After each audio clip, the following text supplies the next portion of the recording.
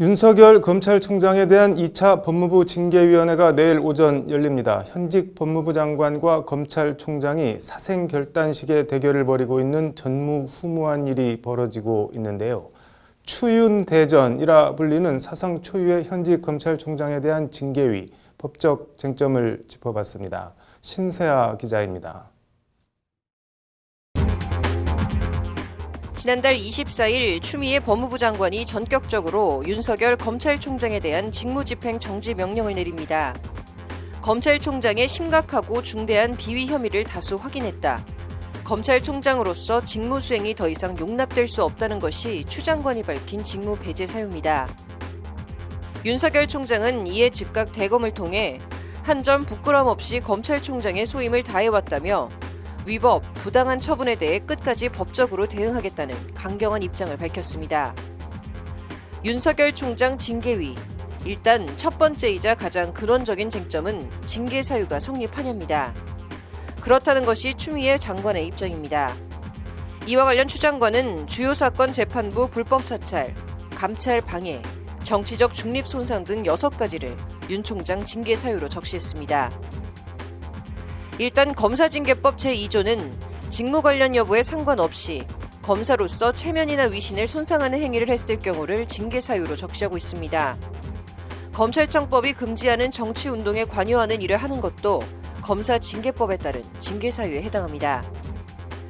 주요 사건 재판부에 대한 불법 사찰을 했고 정치적 중립에 관한 검찰총장 신망을 심각히 손상한 만큼 징계 사유는 차고 넘친다는 것이 추 장관의 입장입니다. 반면 윤 총장 측은 징계 사유 자체가 존재하지 않는다는 입장입니다. 핵심은 판사 사찰 논란입니다. 대검 수사정보정책관실에서 실행한 주요 사건 판사들에 대한 정보 수집이 재판 대응을 위한 통상 업무냐, 그 정도 범위를 넘어서 사찰로 봐야 하느냐 논란입니다. 추 장관은 대검 수사정보정책관실에서 수집할 수 없는 불법적으로 수집한 정보를 활용했다는 입장인 반면 대검은 증거 채택의 엄격성 등 재판 스타일을 파악하기 위한 것으로 모두 공개된 자료라는 입장입니다. 내일 열리는 윤석열 총장에 대한 2차 징계위에선 윤 총장이 받는 혐의가 실체가 있는지 여부를 두고 치열한 공방이 예상됩니다. 징계위 두 번째 쟁점은 징계위원들에 대한 윤 총장 측의 무더기 기피 신청과 이에 대한 징계위의 기각 결정입니다. 지난 10일 열린 윤 총장에 대한 1차 징계위에서 윤 총장 측은 참석 징계위원 5명 가운데 이용구 법무차관 등 4명에 대해 무더기로 기피 신청을 한 바 있습니다. 추 장관 측 인사들로 공정한 징계 심의를 기대하기 어렵다는 것이 기피 신청 이유인데 징계위는 이유 없다며 신청을 모두 기각했습니다.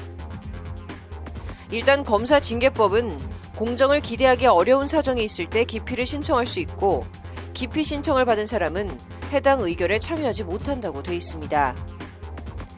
이런 가운데 윤 총장 측과 징계위는 서로 다른 내용의 대법원 판례를 들어 공방을 벌이고 있습니다. 일단 기피 사유가 공통의 원인에 기인하는 경우 자신에 대한 기피 의결뿐 아니라 다른 사람에 대한 기피 의결에도 참여할 수 없다는 것이 대법원에 확립된 판례입니다. 반면 또 다른 대법원 판례는 피징계자가 징계위원 전원 또는 대부분에 대해 동시에 기피 신청을 함으로써 징계위원회를 구성할 수 없는 경우 기피 신청권 남용에 해당해 부적법하므로 이러한 신청은 허용할 수 없다고 판결하고 있습니다. 위원 5명 가운데 4명에 대해 기피 신청을 하고 그 가운데 3명에 대해선 공통의 사유로 기피 신청을 낸 것은 징계위를 구성하지 못하도록 하려는 기피 신청권 남용으로 받아들일 수밖에 없다는 게 징계위 기각 결정 취지입니다. 반면 윤 총장 측은 징계위가 절차를 농단해 검사징계법의 기피 신청 의결 절차 규정을 실질적으로 잠탈했다고 반발하고 있습니다. 양측의 입장이 워낙 팽팽해 내일 열릴 2차 징계위에서도 또 한 차례 치열한 격돌을 예고하고 있습니다. 세 번째 쟁점은 징계위 위원 구성 관련입니다.